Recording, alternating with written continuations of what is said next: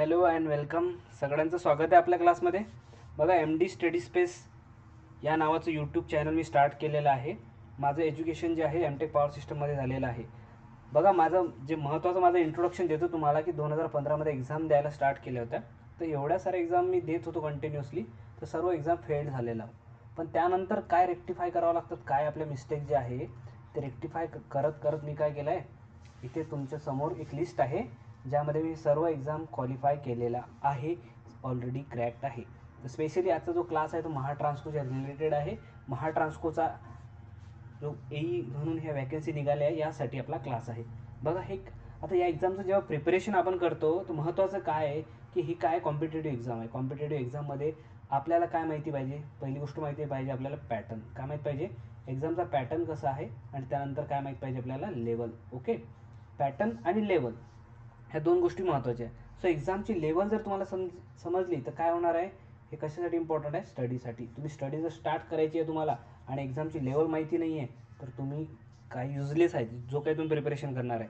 So एक्झामची level माहीत कुठून पडणार आहे, तो माहीत पडणार आहे PYP म्हणजे काय असते, previous year paper. Previous year paper म्हणजे मागच्या वर्षीचे आपण जर पेपर सॉल्व केले एका पर्टिक्युलर एक्झामची, कुठली असो, रेल्वेचं असो, महाडिस्कॉम असो, जनको असो, गेट असो, काय करणं आहे आपल्याला महत्त्वाचं, प्रिव्हियस इयर पेपरला काय करायचं आहे, रेफर करायचं आहे, क्वेश्चन लेवल बघायची आहे आणि त्या लेवलचा आपल्याला स्टडी करायचा आहे.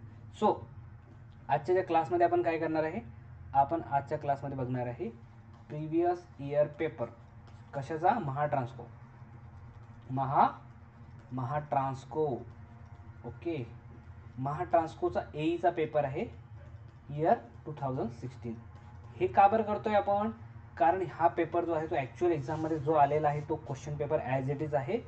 तो राईट टू इन्फॉर्मेशन RTI टाकला होता, त्यानुसार तो पेपर मिळाला आहे एक्झॅक्ट. यामध्ये काहीच कुठलं एडिटिंग केलेलं नाही आहे. तर यानुसार काय होणार आहे आपल्याला, आता आपण आज ज्या क्लासमध्ये बघणार आहे तर टेक्निकल.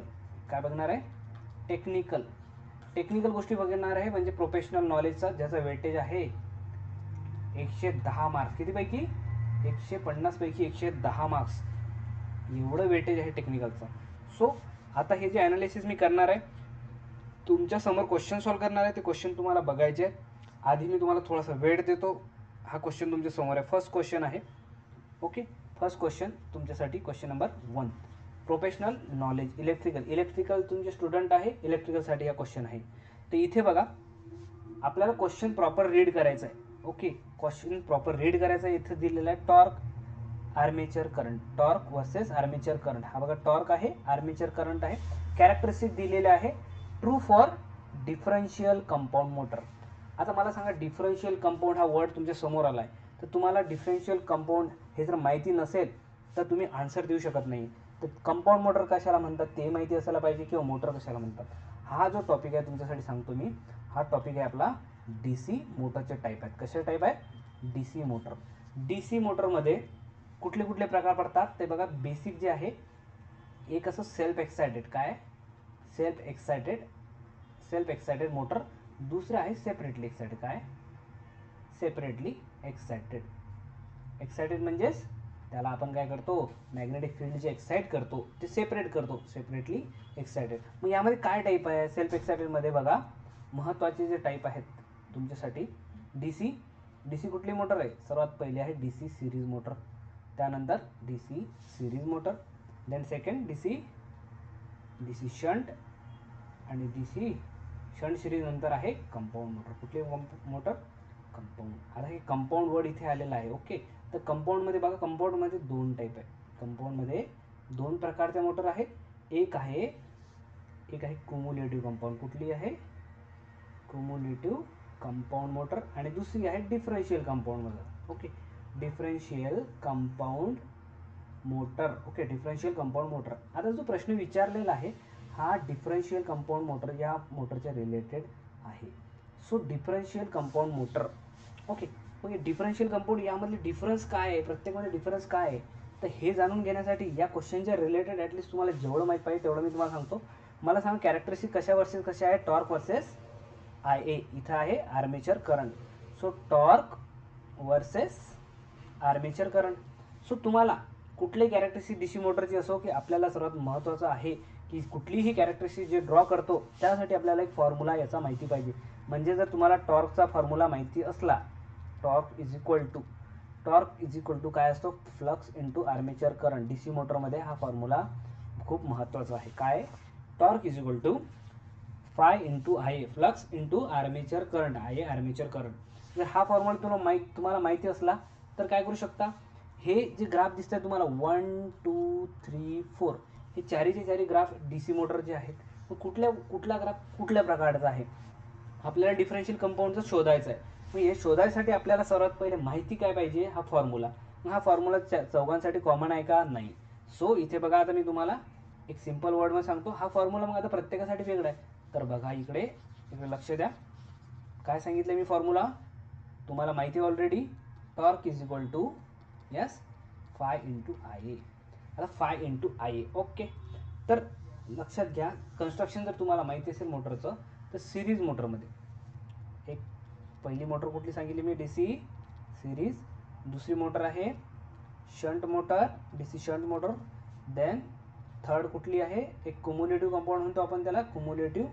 आणि फोर्थ जे आहे ते डिफरन्शियल कंपाऊंड, जो आपला प्रश्न आपल्याला विचारलेला आहे. यामध्ये महत्त्वाचं काय आहे, हा जो फॉर्म्युला तुम्हाला दिसत आहे, टॉर्क कशाला प्रोपोर्शनल आहे, flux into armature current. So armature current तुम्हाला माहिती आहे, फ्लक्स प्रत्येक मोटरमध्ये डिफरंट राहतो.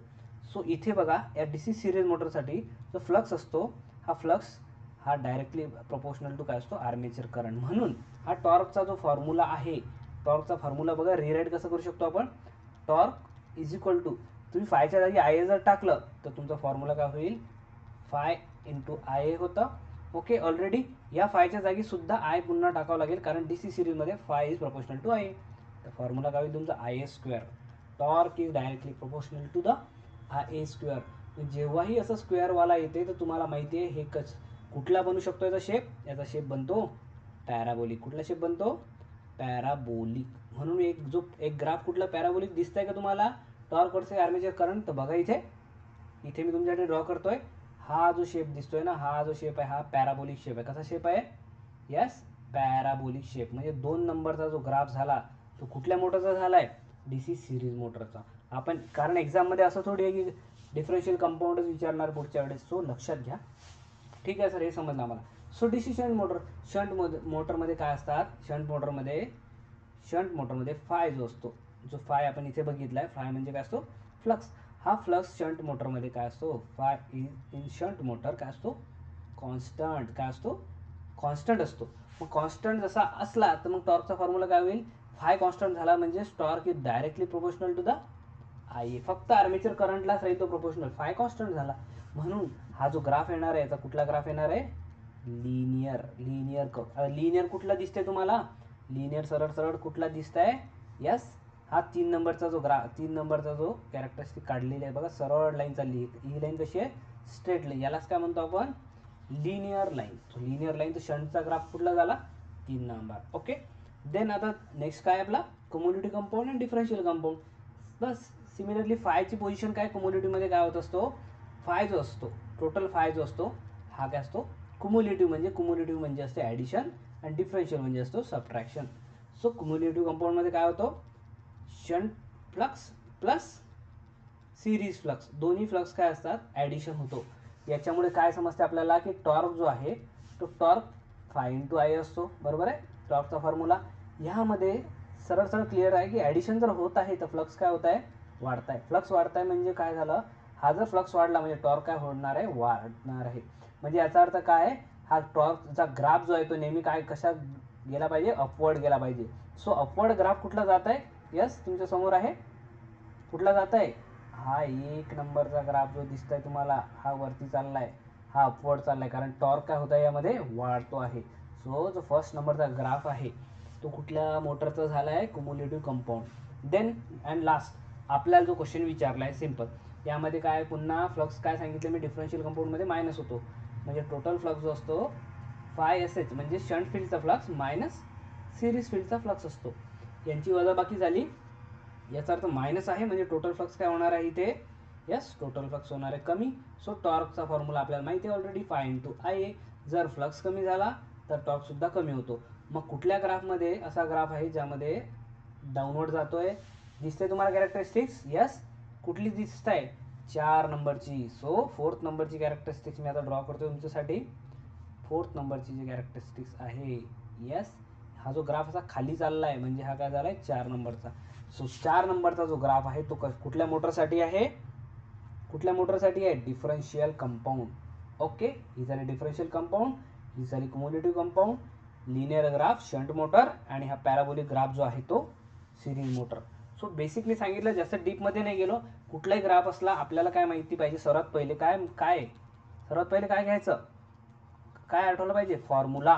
तुम्हाला जर टॉर्क वर्सेस आर्मेचर करंट दिलाय किंवा प्रश्न विचारलाय तर टॉर्क आणि आर्मेचर करंटचं जे काही रिलेशन आहे तुम्हाला माहिती पाहिजे. बस जस्ट तुम्हाला एक लॉजिक हे माहिती पाहिजे. शंट मोटरमध्ये फ्लक्स कॉन्स्टंट असतो, हे पण मी ते सांगितलं. क्युमुलेटिव्हमध्ये ॲडिशन होतो आणि डिफरन्शियलमध्ये सबट्रॅक्शन होतो. ओके, हे माहिती झालं की डायरेक्टली तुमचा आन्सर रॉंग होणे नाही आहे, कारण की एका क्वेश्चनला किती मार्क्स असतात? किती मार्क्स आहे? 2.2 मार्क्स. 2.2 मार्क्स आहेत. पॉझिटिव्ह मार्क्स मिळत आहे तुम्हाला, लक्षात घ्या. Plus 2.2 marks.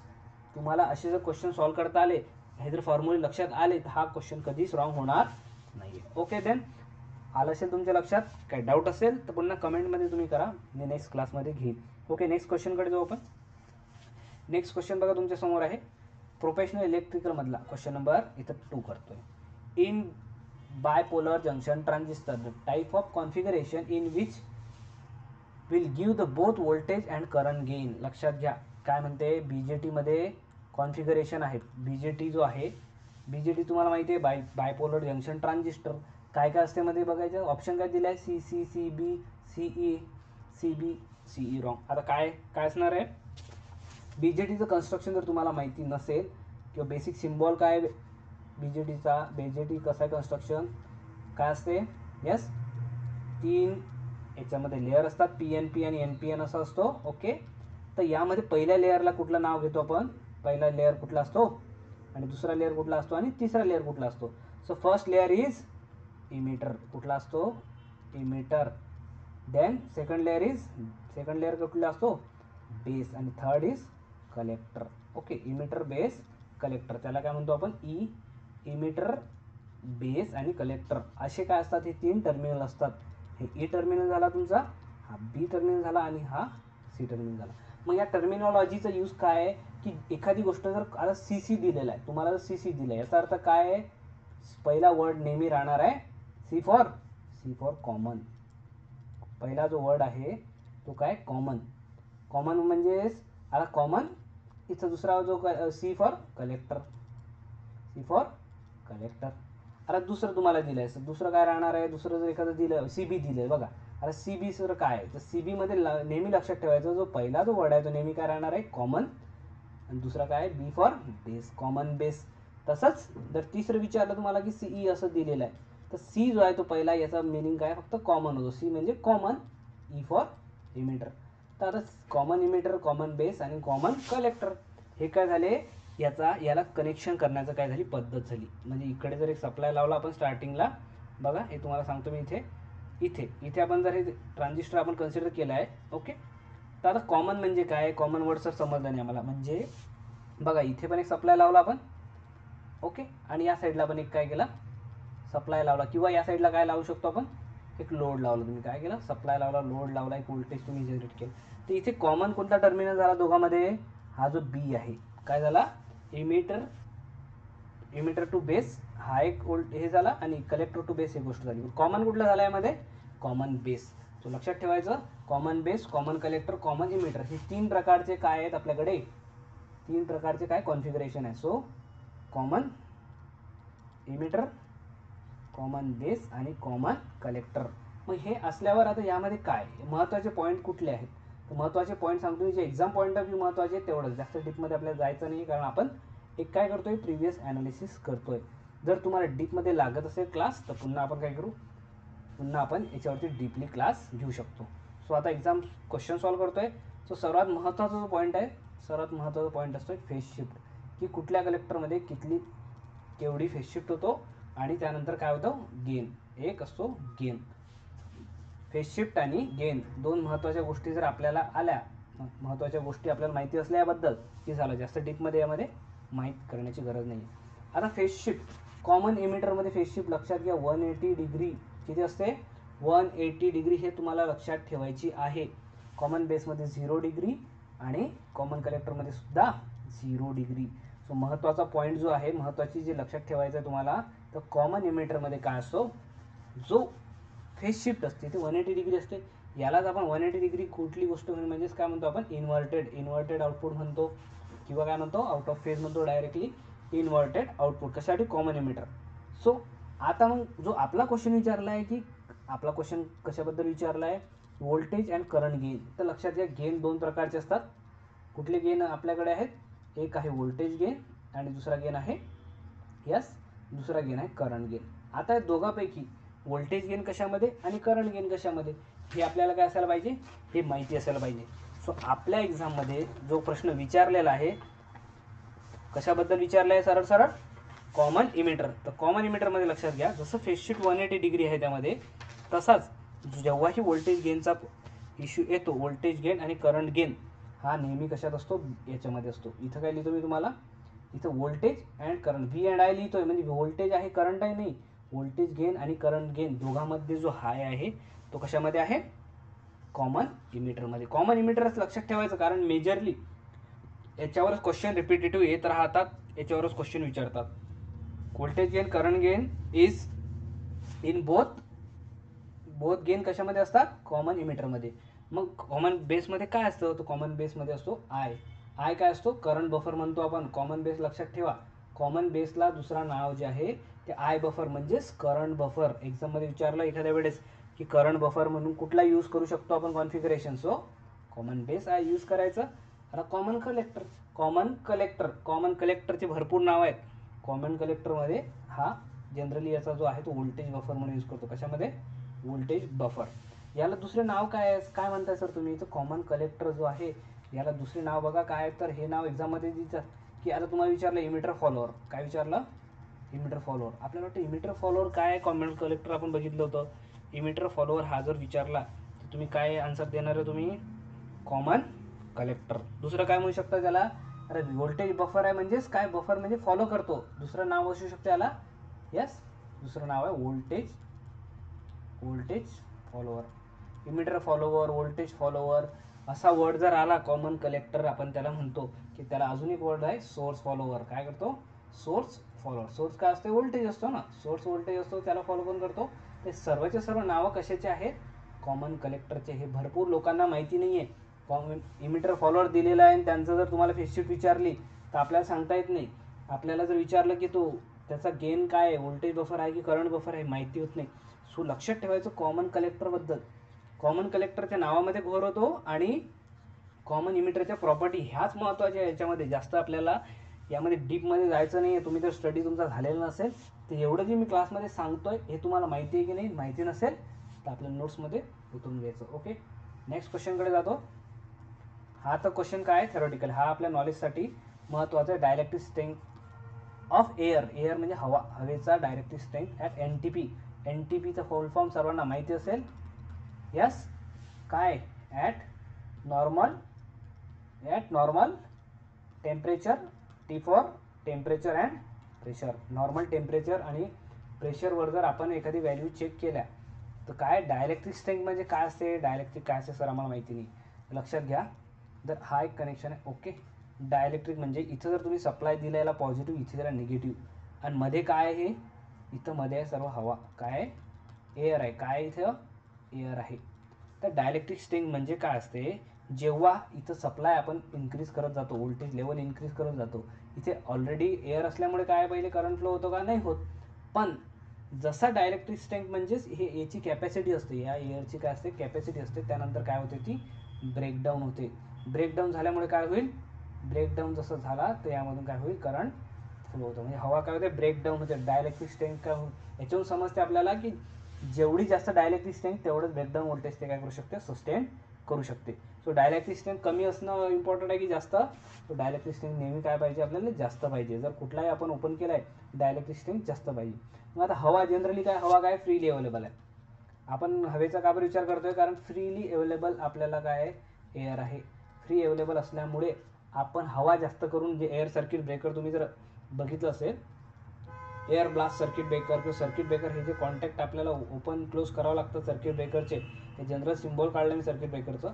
आता हे जेव्हा कॉन्टॅक्ट क्लोज होतात तर यामध्ये जो मधातला मीडियम आहे जे ओपन स्टेटमध्ये असल्यावर, जेव्हा हे ओपन आहे तेव्हा मधातला जो मीडियम असतो काय असतो, हवाच असते. आपण SF6 वगैरेची आपण सध्या नाही बघत आहे, आपण एअरचं बघतोय.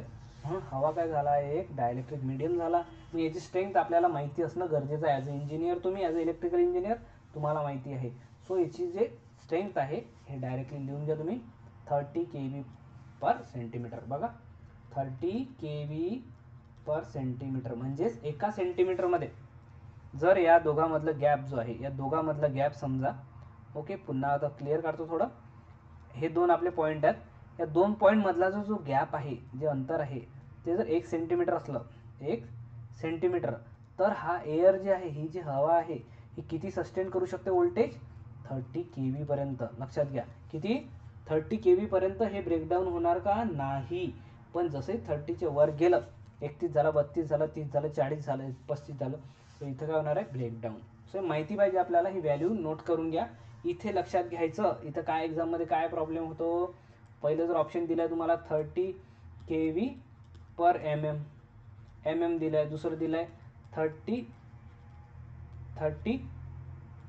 volt/mm, किंवा तिसरं दिलेलं आहे तुम्हाला 30 kV/cm, आणि किंवा देऊ शकते तुम्हाला फोर्थ 3 kV/cm. इथे लक्षात घ्यायचं, युनिट आपलं जे आहे ते सेंटीमीटरमध्ये आहे, 30 kV/cm, mm मध्ये नाही आहे. एवढं लक्षात ठेवायचं, नाही तर घाईघाईमध्ये आपण काय करतो, हे पहिला आन्सर देऊन टाकतो. 30 kV/mm नाही आहे, ते कशामध्ये आहे, सेंटीमीटर. कशामध्ये, cm, सेंटीमीटरमध्ये आहे, लक्षात ठेवणे. Okay, clear. हे व्हॅल्यू नोट करणे आपल्या नोटबुकमध्ये.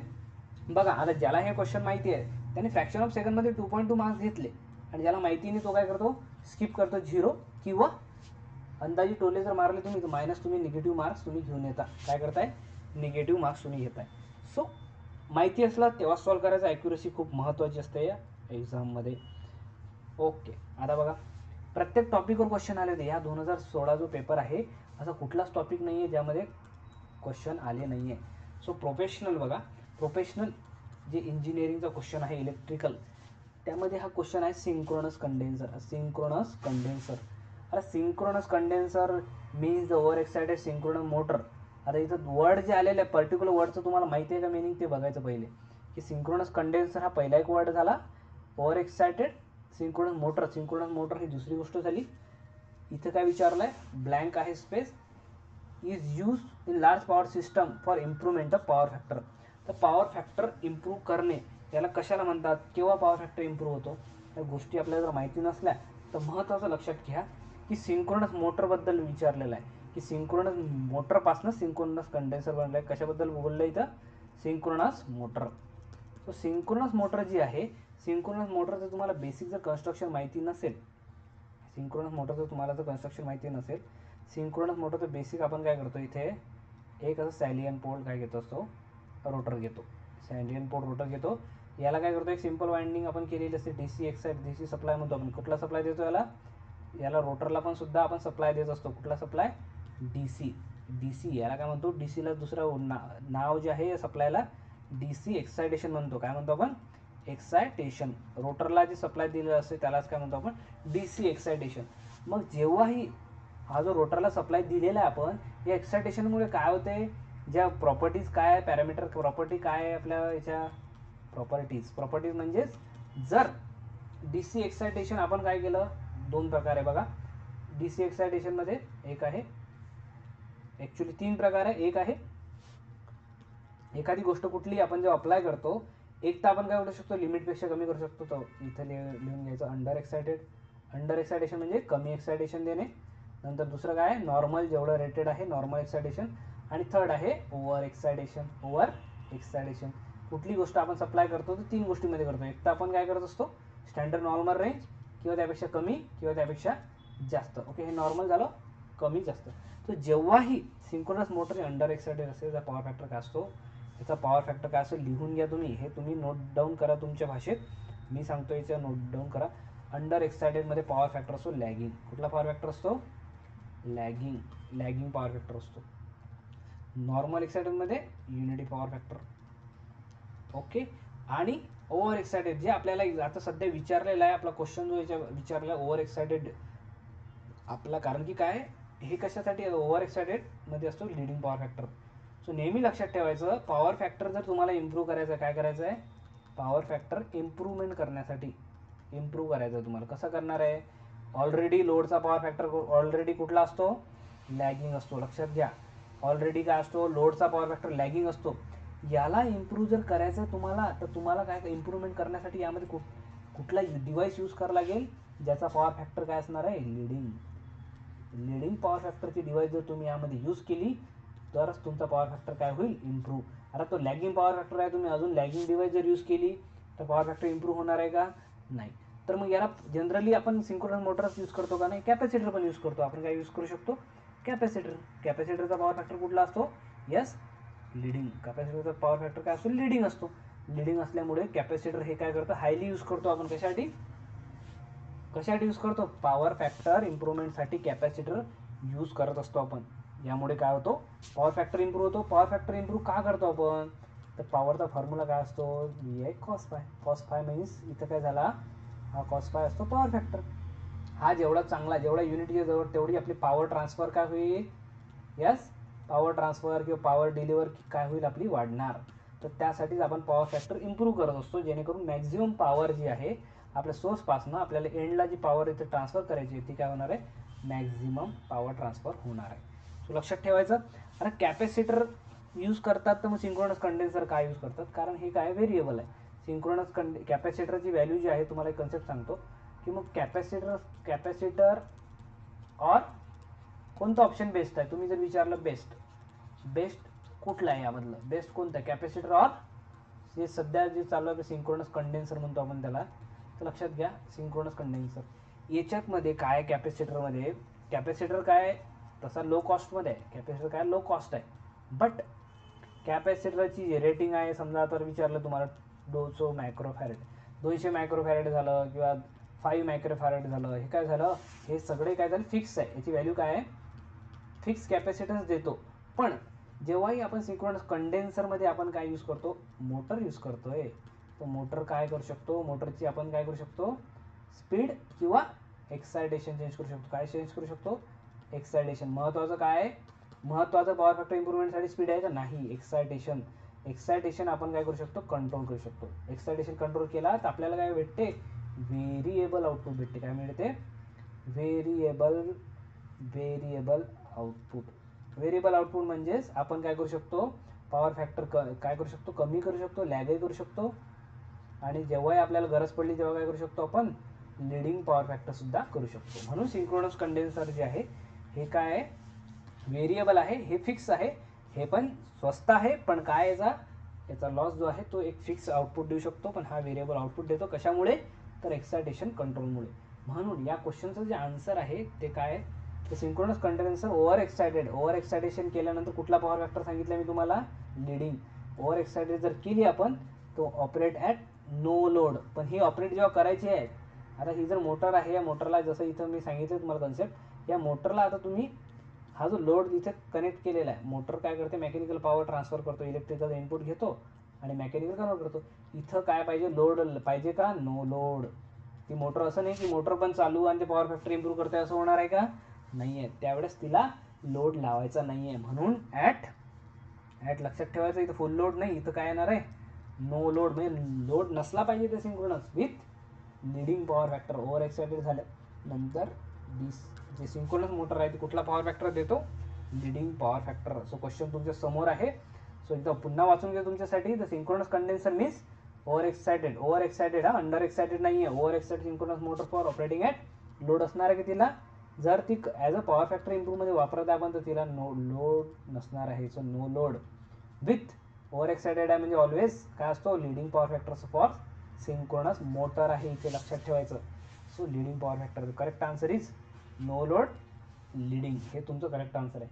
यामध्ये मी 2-3 कन्सेप्ट सांगितले तुम्हाला. कॅपॅसिटरचा यूज सांगितला, सिंक्रोनस मोटरमध्ये रोटरला कसला सप्लाय असतो, डीसी एक्सायटेशन ते सांगितलं तुम्हाला, पॉवर फॅक्टर इम्प्रूव्हमेंट कशाला म्हणतात ते सांगितलं, under excited, normal excitation, over excitation, हे 3 गोष्टी तुम्हाला सांगितल्या. असंच आपण काय करणार आहे, सर्व क्वेश्चन असेच सॉल्व करणार आहेत. त्याच्या रिलेटेड ज्या काही सर्व गोष्टी आहेत त्या मी तुम्हाला एक्सप्लेन करणार, ज्या आपण आपल्याला एक्झाम पॉईंट ऑफ व्ह्यू महत्त्वाच्या वाटतात. आता बघा, हा क्वेश्चन कुठला आला, यस कोणाला तर माहिती असेल हा क्वेश्चन कुठल्या टॉपिकमधला आहे, यस ज्यांनी स्टडी केला असेल सांगा लवकर. लॅचिंग करंट कोणी सांगू शकते, पॉवर सिस्टम नाही, पॉवर इलेक्ट्रॉनिक्समधला क्वेश्चन आहे. सिम्पल क्वेश्चन आहे बघा, लेवल हार्ड नाही आहे, पण तुम्हाला माहिती असलं गरजेचं आहे. इथे बघा, which of the following is not true, हे वाचत नाही आहे. आपण काय करतो, डायरेक्टली ट्रूवर जातो, नॉट आपण वर्ड वाचत नाही आहे, मग आपण काय करतो, रॉंग करून टाकतो. याला काही अर्थ आहे का, नाही आहे. तर पहिले क्वेश्चन वाचणे महत्त्वाचं आहे. Not true with reference to thyristor कोणाला माहिती आहे का, इथं SCR म्हणतो आपण. थायरिस्टरचा फर्स्ट फॅमिली मेंबर कोण आहे, SCR, सिलिकॉन कंट्रोल्ड रेक्टिफायर, आपण त्याला असं नाव आहे. तर ह्यामध्ये थायरिस्टरमध्ये काय, एक लॅचिंग करंटबद्दल बोलतं आहे. ते latching current associate with turn off and holding current is associate with turn off process. उलट दिलं आहे बघा, latching current is associated with turn off process and holding current is turn on process. दुसरा option आहे holding current associated turn off and latching current is turn on. A thyristor can be term as AC switch. आता सांगा यातलं कुठलं not true म्हणते, म्हणजे not true म्हणजे चुकीचं आहे. चुकीची लाईन कुठली आहे सांगा, चुकीची लाईन आपल्याला विचारली, काय विचारले आहे, चुकीची लाईन. मग आता ऑप्शन कुठले आहेत, हे ऑप्शन आपल्याकडे बघा. Both 1 and 2 correct, only 2 and 3 are correct, only 2 is correct, only 1 is correct. आता नॉट ट्रू सांगा, ज्यांना कोणाला माहिती असेल होल्डिंग करंट आणि लॅचिंग करंट काय, तर ते जर माहिती नसेल तुम्हाला, एक सिम्पल ग्राफ थायरिस्टरचा जो आपण काय करतो, आपण त्याला VI कॅरेक्टरिस्टिक थायरिस्टर तुम्हाला माहीत नसेल, ॲज अ कसा असतो, हा PN जंक्शन डायोडचा माहिती आहे तुम्हाला की नाही माहिती नसेल तर लक्षात घ्या इथं की आपला PN जंक्शन डायोड टाईप आहे, निगेटिव्ह कॅरेक्टरिस्टिक्स ज्या सेमच असतात. थायरिस्टर SCR दिसतो कसा, तर SCR असा असतो. ओके, याला एक गेट टर्मिनल असतो, ॲनोड कॅथोड आणि एक गेट टर्मिनल असतो याला. मग याला गेटला काय देत असतो आपण, इथं काय देतो आपण, गेटला पल्स देतो. गेटला काय देतो, पल्स. त्यालाच कुठली म्हणतो आपण, ट्रिगर करतो. काय करतो आपण, ट्रिगर करतो. ते ट्रिगरिंग काय असतं, अँगल असतो alpha day, triggering angle alpha. मग आता यामध्ये काय फरक आहे लक्षात घ्या. हे VI कॅरेक्टरिस्टिक्स आहे, हा व्होल्टेज सप्लाय आहे दिलेला आहे आणि हा एक करंट त्यामधून फ्लो होणारा. सो जर तुम्हाला माहिती नसेल तर लक्षात घ्या, जे जनरल कॅरेक्टरिस्टिक जे आहेत SCRच्या तर अशा प्रकारचे आहेत. म्हणजे हे गेटच्या व्हॅल्यूज, हे जे मी आता वेगवेगळे ग्राफ काढतो हे कशाच्या, गेट करंटवर आहे, गेट करंट. ओके, हा असा ग्राफ आहे त्याचा. कशाचा ग्राफ आहे हा, करंट फ्लो होणारा जो ग्राफ आहे असा ग्राफ होतो. ओके, याचे झाल्या याची व्हॅल्यू अशी आणि इथं करंट फ्लो व्हायला लागतो. यस, हा करंटचा ग्राफ झाला. यामध्ये हे कसे आहे, गेटच्या व्हॅल्यू आहेत. हे कशा व्हॅल्यू आहेत, हे जे वेगवेगळे ग्राफ आहेत हे गेट करंट IG, गेटमधून जो करंट आहे हा जर 0 असला तर एवढा वेळ लागेल, म्हणजे एवढ्या व्होल्टेजवर काय होईल ते पिकअप होईल. जसं 10 वोल्ट पकडलं, इथं पकडू आपण 6 वोल्ट, इथं पकडू 4 वोल्ट, इथं पकडू 2 वोल्ट. आता जेव्हा आपला गेटचा करंट 0 आहे तेव्हा आपल्याला इथून करंट असा फ्लो व्हायला लागेल, म्हणजे 10 वोल्ट नंतर काय होईल, करंट फ्लो होईल. बट जर गेटचा करंट इथं वाढवला मी, गेटचा करंट काय केला, 2 एम्पियर सप्लाय केला, तर मग आता काय होईल, करंट कुठनं फ्लो होईल, इथनं फ्लो होईल. म्हणजे या कमी व्होल्टेजवर 6 वोल्टवरच काय होईल, आपली जो SCR आहे तो ट्रिगर होईल.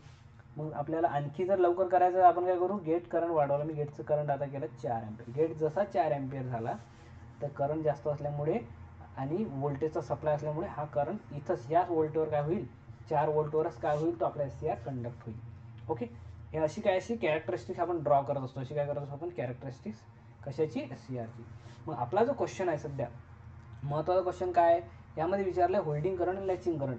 आता कॅरेक्टरिस्टिक का बरं सांगितली मी, कारण इथेच ह्या गोष्टी आहेत, ह्या ज्यांना समजल्या तेच आपल्याला या क्वेश्चनचा आन्सर देऊ शकतात. सो एक याला काय करतो मी, एक सिम्पल याच्यात ड्रॉ करतो, जास्त किचकट दिसत आहे. सो एकच अशी ड्रॉ केली. अशी कशाला ड्रॉ केली, कारण गेटचा रोल आहे त्यामध्ये.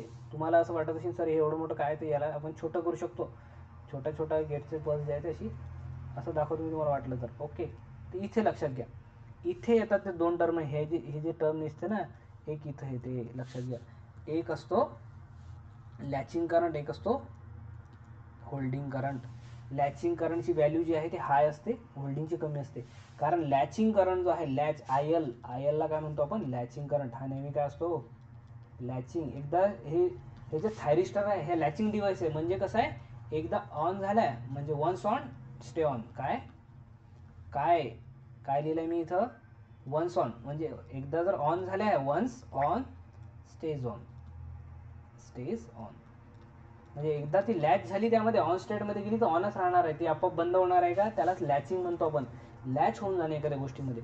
सो या करंटच्या वरती जर करंट फ्लो झाला कशामधून, या थायरिस्टरमधून जो करंट फ्लो झाला SCR मधून, तर काय होणार आहे, डिव्हाइस लॅच होणार आहे, ऑन स्टेट होणार आहे. त्याच प्रकारे हा जो IH दिलेला आहे यालाच कुठला करंट म्हणतो आपण, yes IH is stand for holding current. कशासाठी, होल्डिंग करंट. आता होल्डिंग करंट आहे, होल्डिंग करंट हा लॅचिंग करंटपेक्षा कमी आहे. हा रिलेटेड आहे टर्न ऑफशी. हा जसं मी सांगितलं वन्स ऑन स्टे ऑन, तसाच हे जर करंट जो आहे हा जर कमी झाला होल्डिंग करंटपेक्षा, I is less than IH, कमी जसा झाला तसं काय होईल, डिव्हाइस टर्न ऑफ. म्हणजे holding current is related to turn off process and latching current is related to turn on process. तर आता तुम्हीच, आणि थर्ड एक ऑप्शन आहे, thyristor can be term as AC switch. आता AC स्विच म्हणजे काय असते सांगा मला, AC स्विच आहे की नाही, भरपूर जणांना हा क्वेश्चन जमत नाही. आता हा स्विच आहे, ओके, हा जरा थायरिस्टर सारखा. AC आणि DC स्विच कशाला म्हणतात, जर समजा मी सप्लाय दिला इकडनं सप्लाय दिला पॉझिटिव्ह निगेटिव्ह, तर करंट फक्त ॲनोड टू कॅथोड फ्लो होत असतो, कारण युनि डायरेक्शनमध्ये होतो. म्हणून हा DC स्विच आहे, कारण याच डायरेक्शनमध्ये होतो.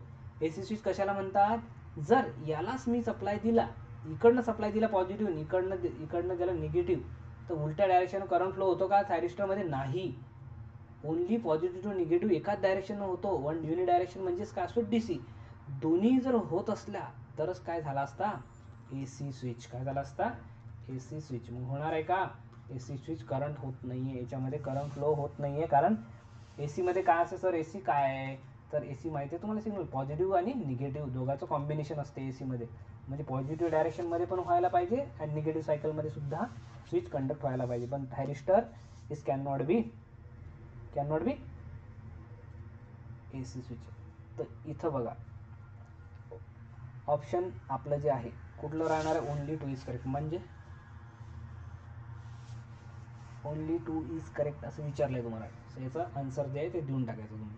इथं सगळं ऑप्शन आहे तुमच्या समोर. कन्सेप्ट इथे तुम्हाला सांगितलेलं आहे, कुठलं यूज होते कुठलं यूज नाही होत याचं तुम्हाला माहिती आहे. पहिला बरोबर आहे का, दुसरं बरोबर आहे का, तिसरं बरोबर आहे, तुम्ही सांगा मला. होल्डिंग करंट, हे बघा पहिलं जे आहे, the latching current is associate with turn on process, हे चुकीचं आहे. हे काय आहे, latching current is associate with turn on process. Latching current is turn on सोबत आहे, म्हणजे पहिलं स्टेटमेंट रॉंग आहे. Holding current is associate with turn on process and latching is turn on, बस.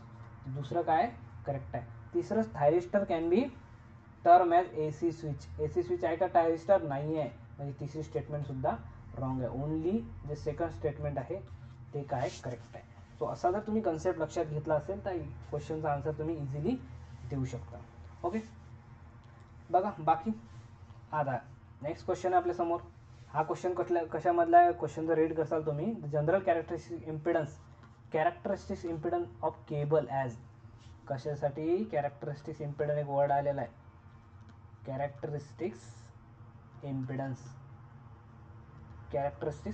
हा एक वर्ड आलेला आहे. या वर्डमध्ये आपल्याला माहिती आहे ZC, characteristic impedance ZC of केबलचा कॅरेक्टरिस्टिक इम्पिडन्स किती असतो.